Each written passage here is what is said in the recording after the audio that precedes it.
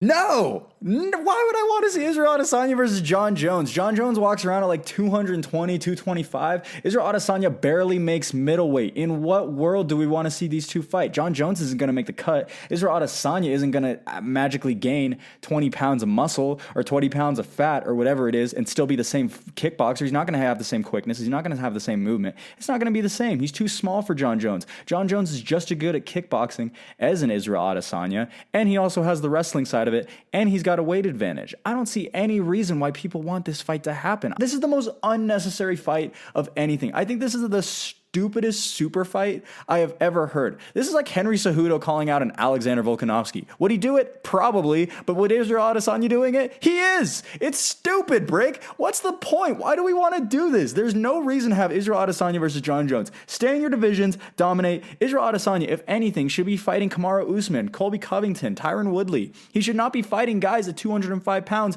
when he loses 20, when he can't even hit 185.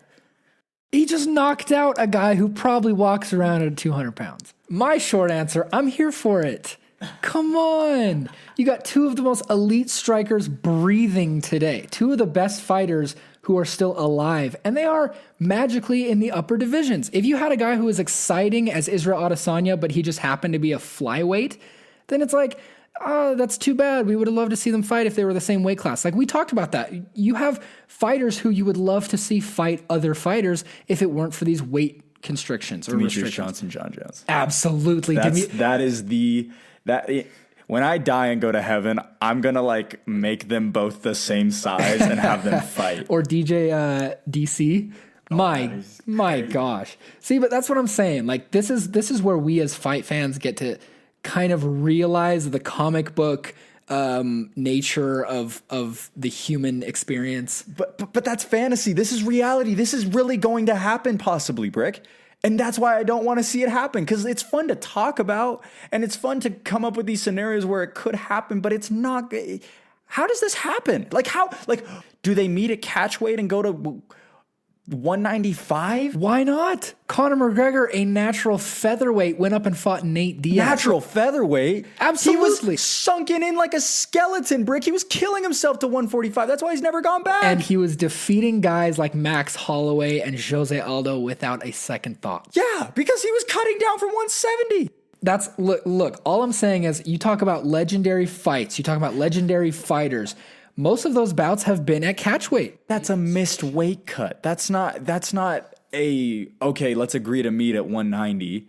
Some of those happen. No, like Conor McGregor, Nate Diaz, for example. I'm going to stick with his example till I die. Okay. If you took Conor McGregor as a featherweight and you took his attitude and you took how fun he was to watch, and then you had another fan who was a fan of Nate Diaz, he's a welterweight, right? You're like, these guys are never going to fight, but how fun would it be if they did? That has given us one of the greatest rivalries in MMA history, with the smack talk, with the back and forth, the rear naked choke, and then the 5-round decision. That has given us MMA gold, UFC gold. Here's my thing, though.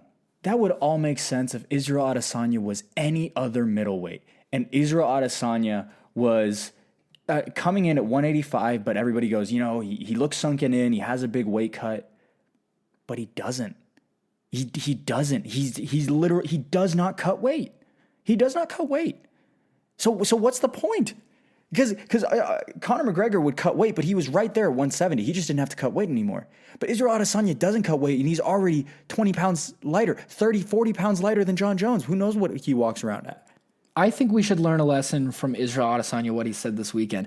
After and during he had the belt strapped around his waist, he was talking smack to the camera. This was without a mic in his face. And he said, I don't have any knockout power. That was one of the sickest parts of the night. Yeah. He said, I don't have any knockout power. I can't hang with these stronger guys. I think we should learn a lesson from this.